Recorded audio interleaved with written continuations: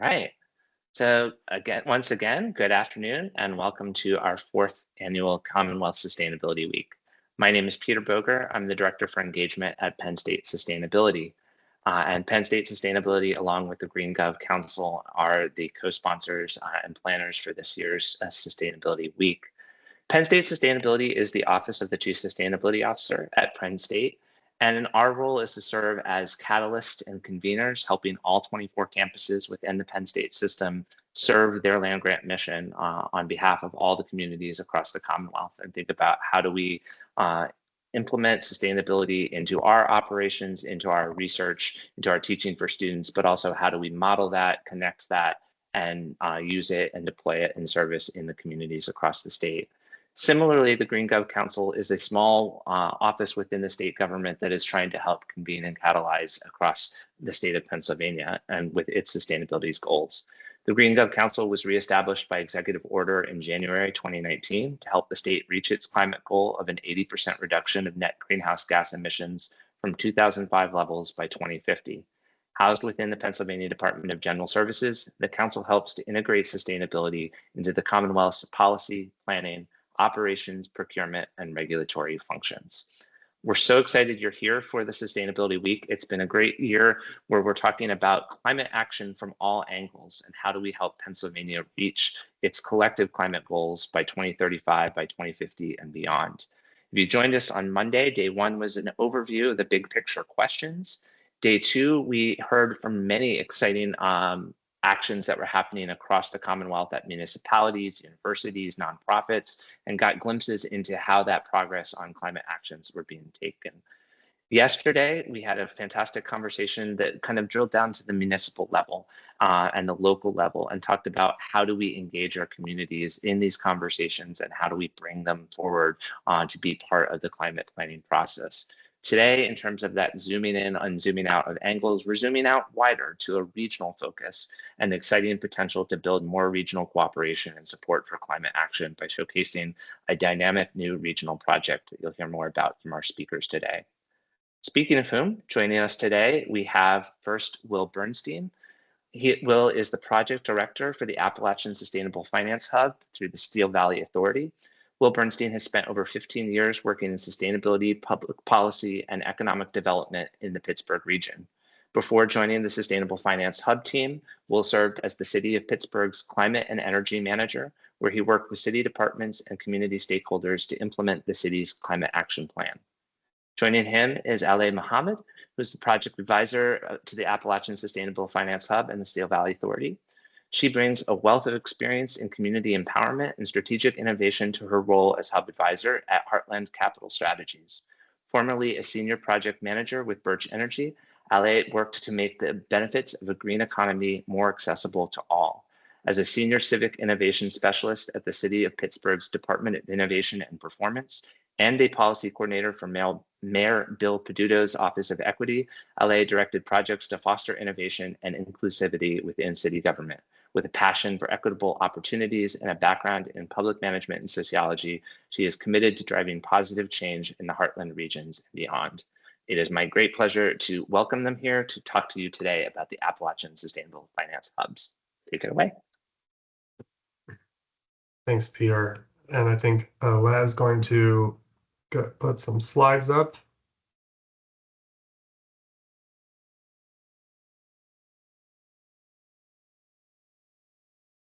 All right. Well, good afternoon, everyone. As Peter said, my name is Will Bernstein. I'm the project director for the Appalachian Sustainable Finance Hub.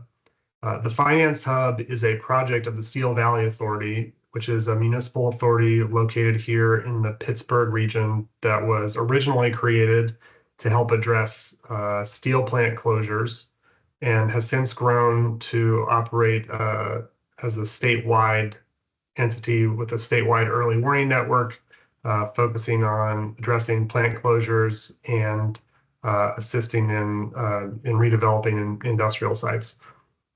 One of the SVA's affiliated entities is an effort called the Heartland Capital Strategies, which grew out of the work of labor pension capital and has an emphasis on encouraging pension investment in jobs creating domestic projects to support high quality jobs and economic growth, particularly in disinvested areas.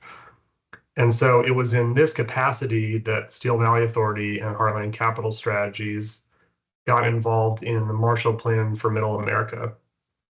This was an effort spearheaded by Pittsburgh's former mayor, Bill Peduto, to ensure that the Ohio Valley region, Upper Appalachia, the industrial Midwest, there are lots of ways to call the area that we're talking about, but that places with formerly industrial areas could revitalize their manufacturing economic base by taking advantage of the opportunities in the transition to a clean energy economy. And so that effort in partnership with mayors of towns throughout Pennsylvania, Ohio, West Virginia, and other places identified a lot of different opportunities for taking advantage of the new kinds of investment in clean energy technologies. And among the recommendations that came out of that process was the need for an entity to help connect potential sustainable infrastructure project owners at the local level with financial and other project development resources to identify, support, and accelerate sustainable infrastructure projects throughout the region. Here, the next slide, Ella. And so with that in mind, the Steel Valley Authority created the Appalachian Sustainable Finance Hub, which now, through support from the Appalachian Regional Commission through a one-year planning grant, we are working to develop what a sustainable finance hub would look like, serving the Appalachian counties of 5 states: Kentucky, Maryland, Ohio, Pennsylvania, and West Virginia.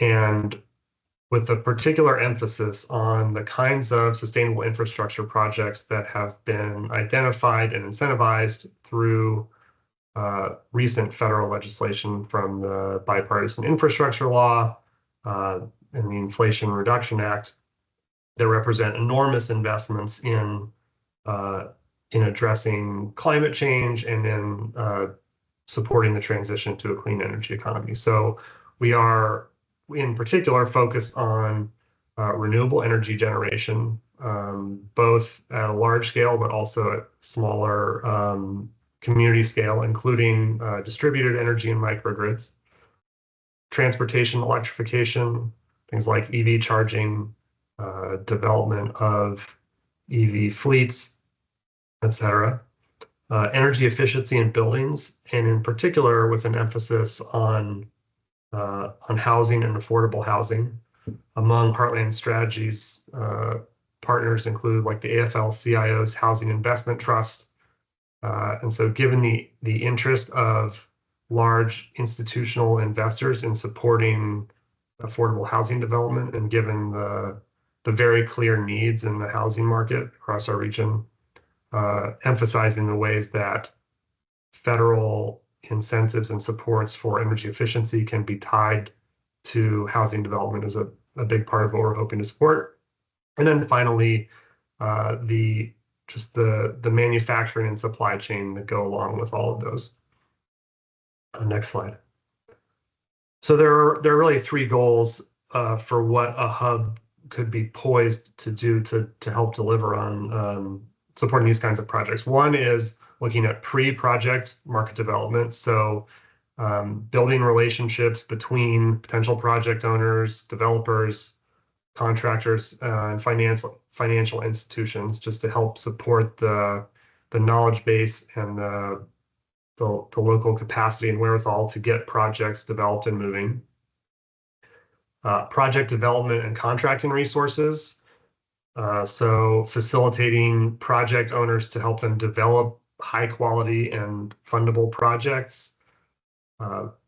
Exploring and really advocating for standards for contracts that include things like responsible contractor policies, project labor agreements, community benefits agreements, so that the kinds of projects that we are all interested in seeing advance to support our climate goals, also support community and economic development goals, and create high quality jobs and support the economies of the communities where those projects are being built.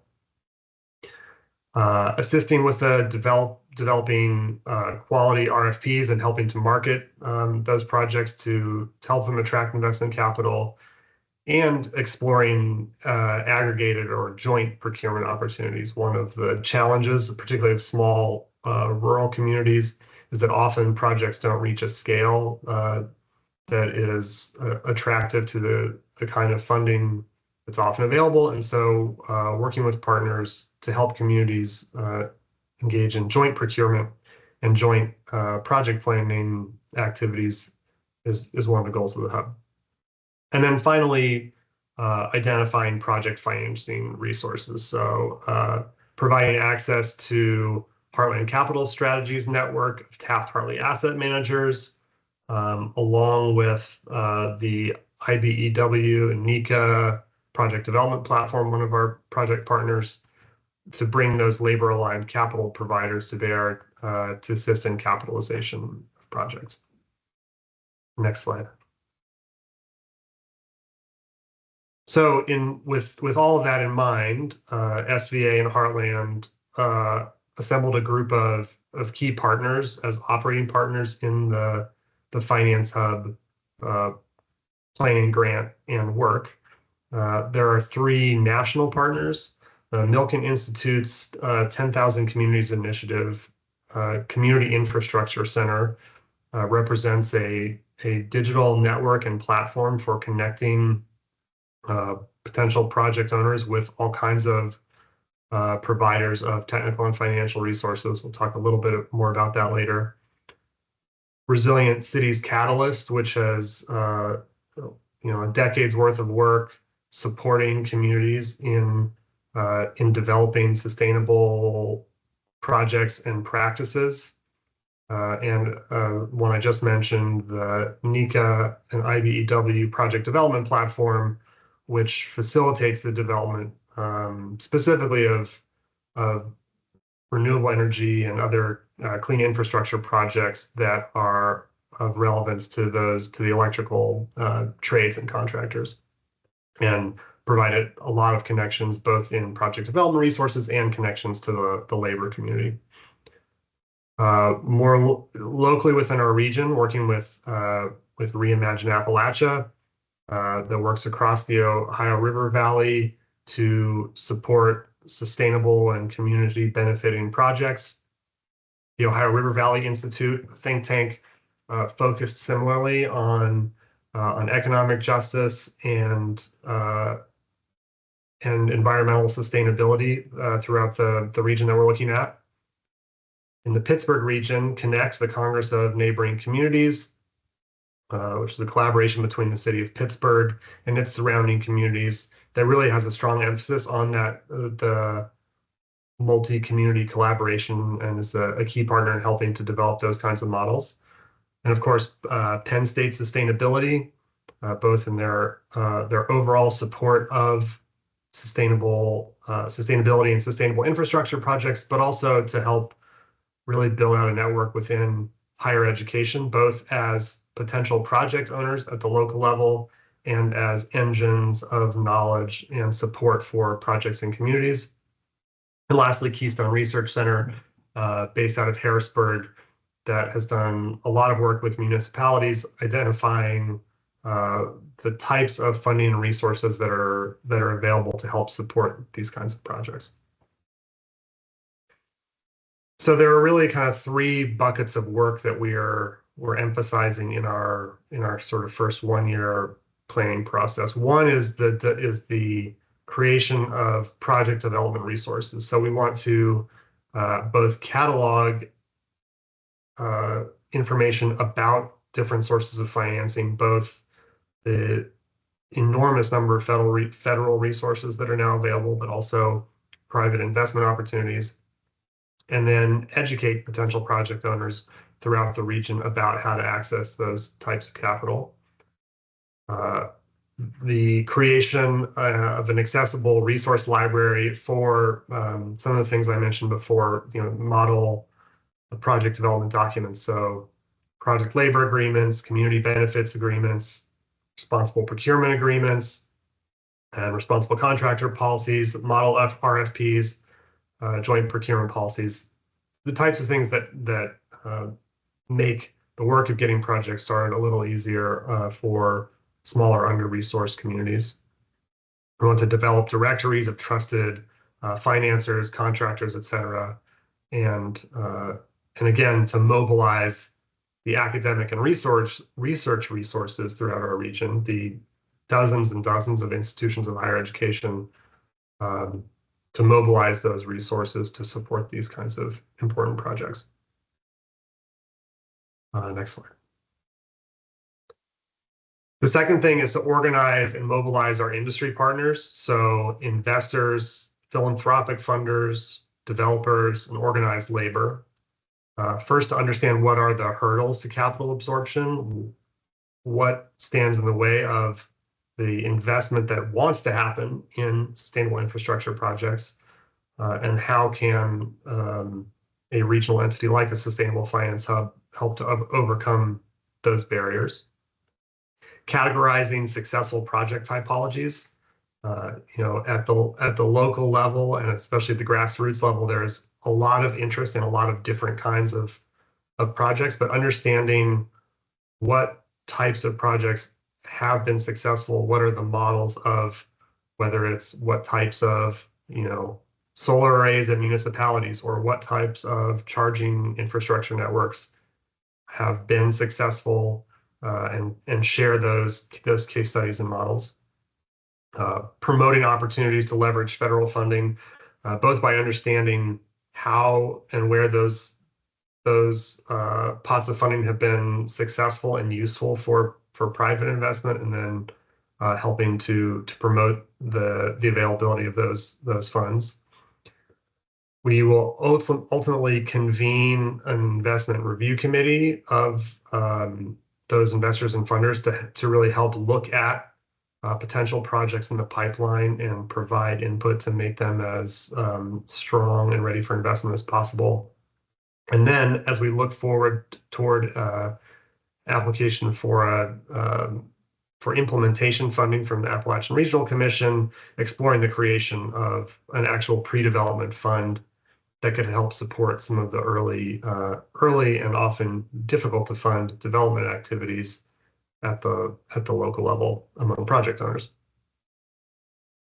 And then finally, working to convene and survey potential project owners in communities throughout the region that we're looking at. So the kind of large civic and community serving institutions, local governments, higher education, school districts, and other institutions, including things like hospitals, the kinds of entities that have own land and present opportunities for the development of sustainable infrastructure. So in doing that, we want to identify really what the project pipeline is. There are an enormous number of communities throughout the region we're looking at, a lot of opportunities, see where projects are getting started and have an understanding of what the types of projects are and make them visible to potential investors. Understand both capacity and capitalization constraints. So what are the barriers standing in the way of project owners at the local level, moving projects from an idea to reality? Cataloging those common barriers and areas for acceleration of projects. So really understanding what are the most likely reasons and identify or focusing the resources of the hub on those areas. Particularly given the funding from Appalachian Regional Commission and the work of coming out of the Marshall Plan, emphasizing and encouraging urban-rural collaboration. In a lot of ways, the places where these types of projects tend to happen will be often more rural, but there's a lot of knowledge and also demand for energy in urban areas that can really be connected with that, and trying to strengthen those partnerships. And then finally, documenting and publicizing the key efforts that are going on and really identifying good case studies that can be built upon and replicated. So with all that in mind, we've been doing a fair amount of engagement through the course of our planning process. We've had both direct sort of focus group and individual conversations with potential project owners throughout the region, but also virtual convenings. We've had 3 collabs where we've invited both potential project owners, industry partners, and other interested parties to hear from experts about the work that is going on, but then engage in really interactive discussion and help share their experiences to inform the work of the hub and help us design a project that will be as effective as possible in implementation. So I'm actually going to turn it over now to my colleague Alem Mohammed to talk a little bit about the things that we have heard from all of those stakeholders and partners in our outreach and convenings so far. Thank you, Will. Can you all hear me okay? Yes. Okay, perfect. So as Will said, we're going to talk a little bit about what we gathered from folks at these collabs. And these collabs really focused on gathering information on the challenges, the opportunities, and the needs that people face when they're trying to develop sustainable projects in the Appalachian region. And so across the 3 collabs that we hosted, we had 285 plus attendees. We had people from a range of sectors represented, 8 plus sectors, and hit on over like 5 different states, including the states that the hub is focused on in Upper Appalachia, but also beyond. And so in this graph that you guys can see on your screen all the way to the left, that kind of tells you who all has been attending our meetings. And so about a third of this pie chart is landowners or potential project owning entities. You've got local government, state or federal government, universities, schools, and hospitals are about 1/3 of the pie chunk right here. Another third is community-based organizations and advocacy groups. And then the final third is divvied up between essentially our industry partners, so developers, labor unions, and manufacturers. So this tells us that we're getting to the people that we need to be talking to, right? We're trying to get to the industry partners, the project owners, but also the people that are leading community engagement on the ground, the grassroots efforts. And as I said, we've been able to talk to people across the 5 Upper Appalachian states that we are focused on within this project, but we've hit a few other regions. In our last event, we had someone attending from a university in Alabama, which was cool. And in that last event, which focused on universities, you can see on the far right the breakup of those attendees as well. Most of those that have engaged with us are educational institutions that have more than 10,000 students, but a good chunk also are institutions that are slightly smaller, serving less than 10,000 students. And then, of course, we still had nonprofits and government entities represented as well during that one engagement collab.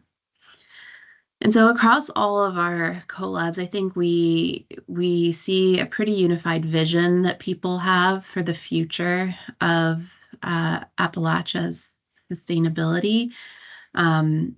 People envision a future that blends economic development with sustainability, and where local resources are what are being leveraged for long-term impact. So really just hyper-local regional development that's equitable. We did a word cloud during one of our meetings, and the equitability component really came through really loudly during those conversations. And many people highlighted, again, the importance of making sure that it's local labor that's benefiting from these projects, so that the residents of Appalachia are the ones directly benefiting as well. So we're all aligned on the vision for Appalachia's sustainable future, but within that, there are different projects. And as Will mentioned earlier, we, within the scope of the hub, are focused specifically on a subset of sustainability projects. And so we've surveyed a lot of people on the types of projects that they are interested in working in or are already working on.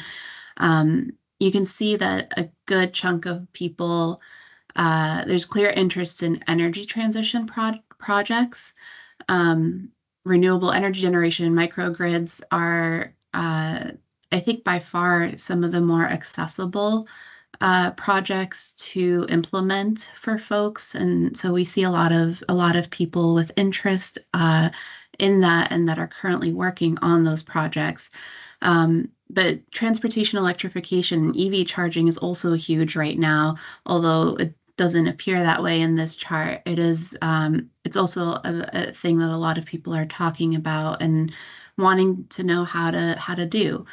And then we also see the interest in energy efficient buildings and housing, and then sustainable manufacturing.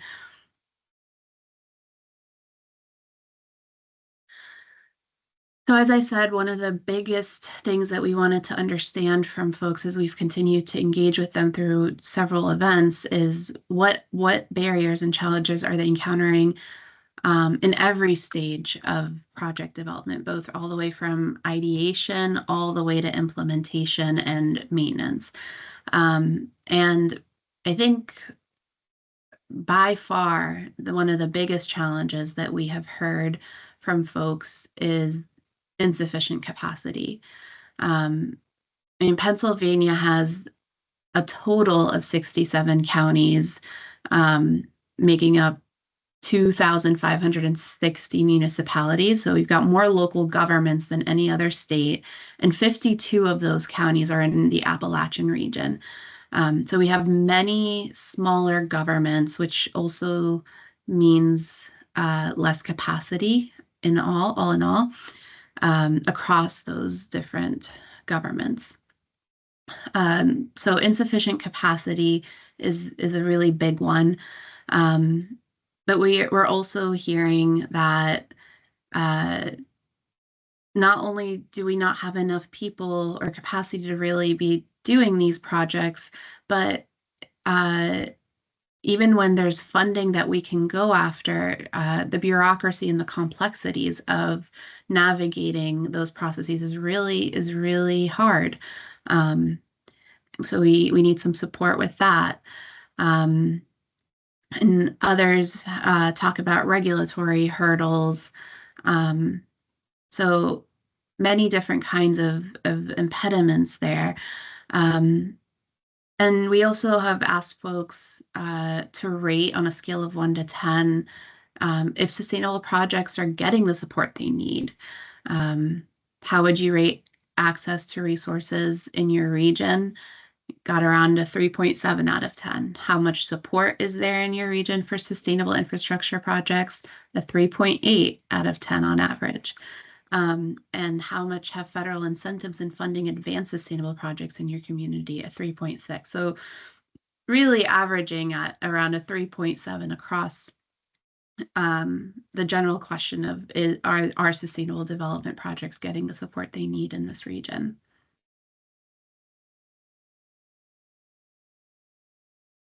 And so on the flip side of that, asking people about the challenges that they're facing can be simple, and now just trying to get them to restate it in another way. What kind of support would you need from an entity like the Appalachian Sustainable Finance Hub to do these kinds of projects? And unsurprisingly, if capacity is the number one thing that people are facing, you see joint application opportunities, joint procurement, RFP support rated really highly here. The pre-development funding, as Will mentioned earlier, which is really hard for folks to get that catalyzing funding to get projects started, is rated the highest over here. So essentially from this graph that you guys see on the left, we're hearing bring the funding, and great, once the funding is here, help us get the funding secured to this area, but also connect us to other municipalities or entities, project support, intermediaries, technical support that can help us apply, and then tell us how to do it all. Once we've landed the funding and we've gotten the project started, tell us how to do it in a way that's going to make it successful by giving us case studies of successful examples of projects.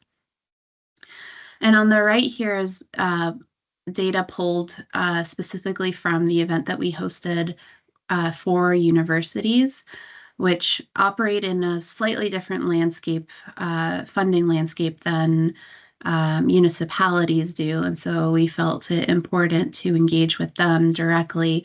And even within the realm of universities, we heard something pretty similar, which is what's most important. What do you really want to be working on right now? A lot of folks said project development. So financing projects, creating the institutional buy-in, and then figuring out partnerships to see them through. And strengthening community partnerships is also a very important piece of it that received a lot of votes in this survey as well. So that is just a brief glimpse of a lot of the data that we have gathered through these events. If you want to dig in a bit more, you can go to our website at heartlandfinancehub.org, and you'll see a lot of the data that we just went over, but also things that are a lot more in detail, session highlights from our different speakers, what the conversation was like, both in the chat as well as people that felt comfortable enough to unmute and pipe in, and also relevant resources. You can access speaker presentations, the PDF files for those presentations, as well as we've recorded all of our sessions as well. So we have all those videos and resources available on our website. But right now, we actually would love to work with you guys to do some surveying so that we can bring a little bit more engagement to this workshop that we're all attending right now. And so to all those listening, I don't know if anyone's out there listening and walking their dogs at the same time, or if you're having lunch or whatever you're doing, take a second, look at your screens, and please follow the instructions on your screens. You can if you're going to use your phone, you could pull out your phone and follow the QR code on the screen. It'll take you to the polling that we're about to do, or you can go to menti.com and enter this code. I will also drop a link in the chat for you guys to follow that link directly. So I'm going to actually stop sharing screen for just a moment so that I can pull that up.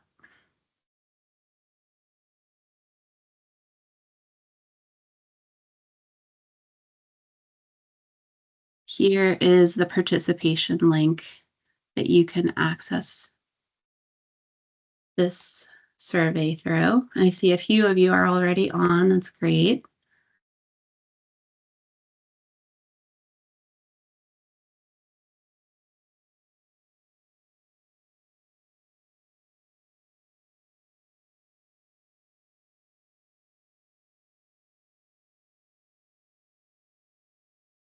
And Claudia, I see that you've put a question in the chat. Thank you for doing that. We'll definitely circle back around once we get to the Q&A in just a bit.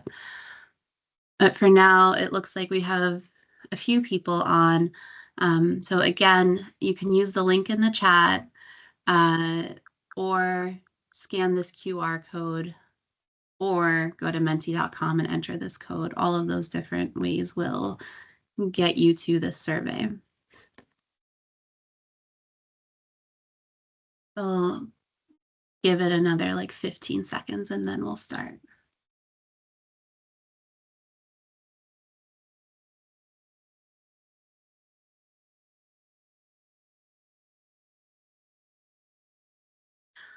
All right, so the first question we have for you guys today, we just want to know who's in the audience. What type of organization or institution are you representing today?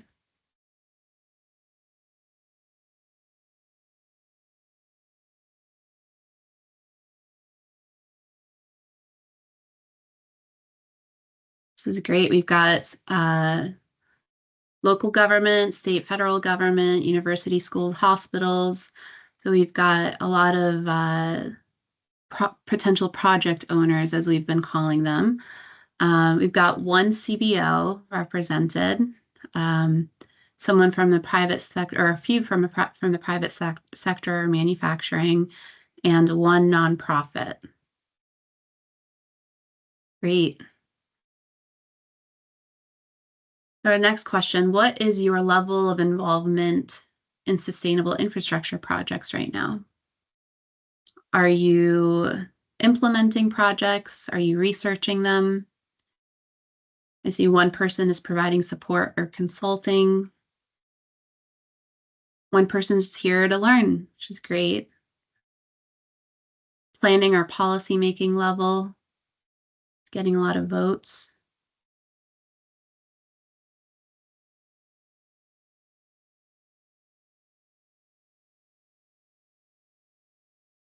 Awesome. So a lot of folks here are planning or policy making level.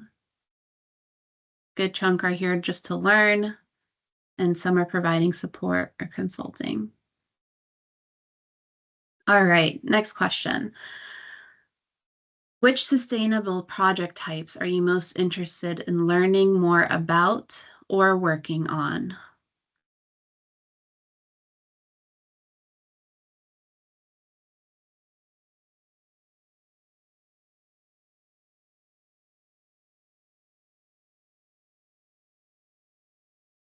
It's kind of fun to see how these results stack up against what I was just sharing with you all. So once again, renewable energy generation is, something that a lot of folks are interested in, but still also a lot of interest in transportation electrification and energy efficient buildings, some that are interested in sustainable manufacturing, and we've got a couple who voted for other. All right. So now we want to know, what do you think is a common challenge in implementing sustainable practices?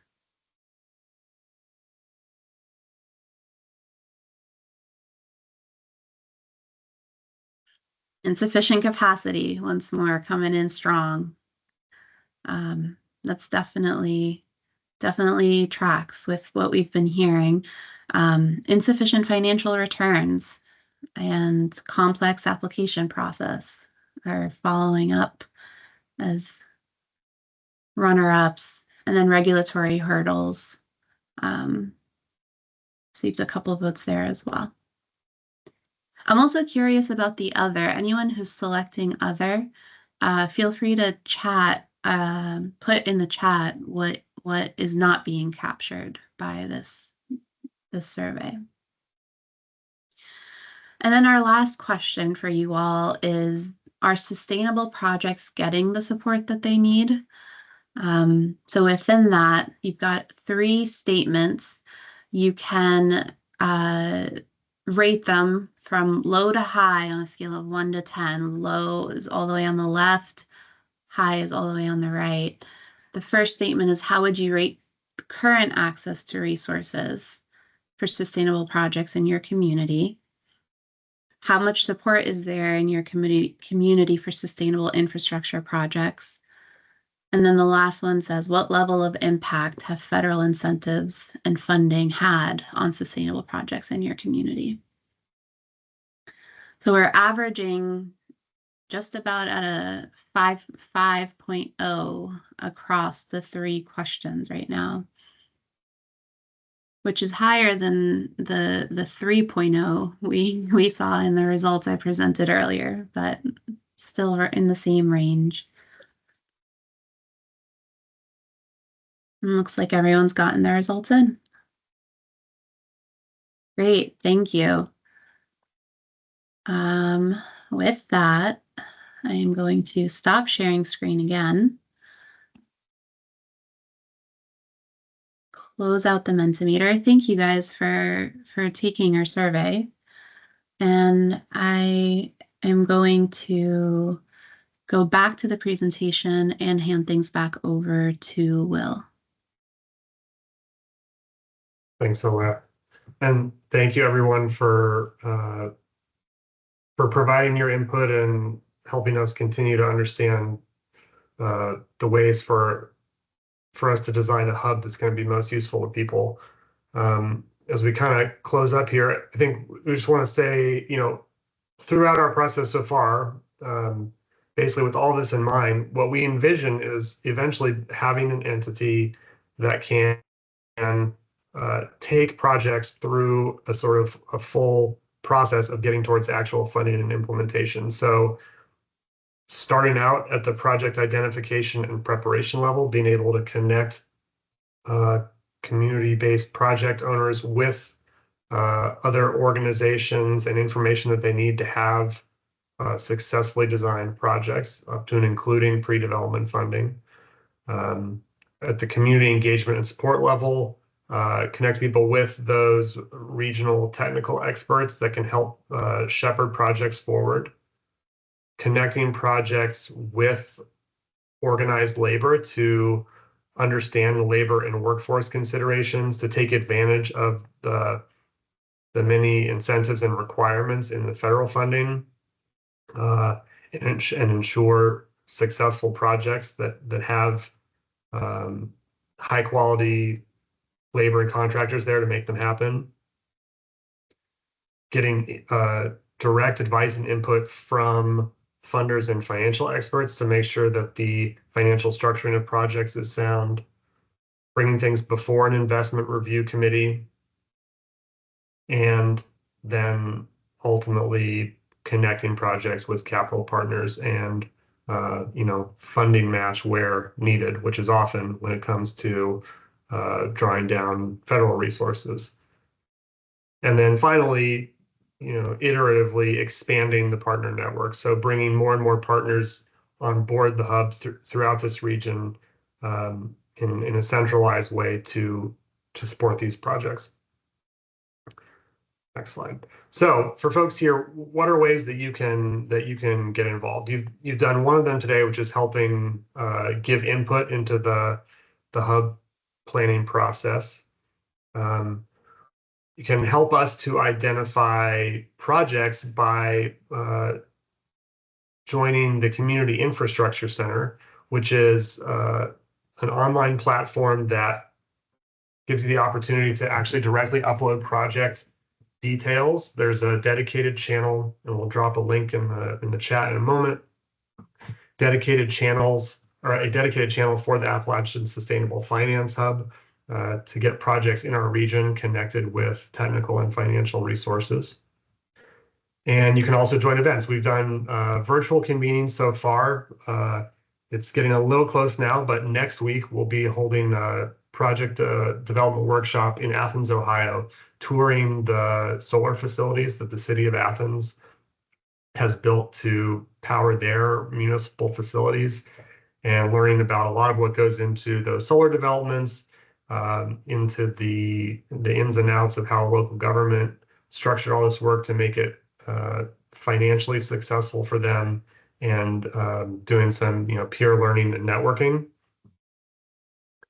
And then lastly, if you're interested in providing some more concrete input to us about your experiences, we do have an online survey that we would love for folks to take to help us understand what kind of stuff you're working on, what your needs are, and how Sustainable Finance Hub can support the work that you're doing. So I just dropped in the chat a link to our website that's got recaps of all of our events, as well as registration for the upcoming October 17th workshop for those who might be interested. A link to the Sustainable Finance Hub channel on the Community Infrastructure Center, our survey, and then lastly, my email. If you're interested in learning more, chatting with us about this, telling us about a good project that you've got, please be in touch. We're eager to learn about the work that's going on throughout our region, and obviously in Pennsylvania in particular. So I know we're now going to go into our Q&A, and Will, since you were just talking about our Athens, Ohio workshop, I'm wondering if we can address the question that Claudia put in the chat earlier, where Claudia said, from what I understand, the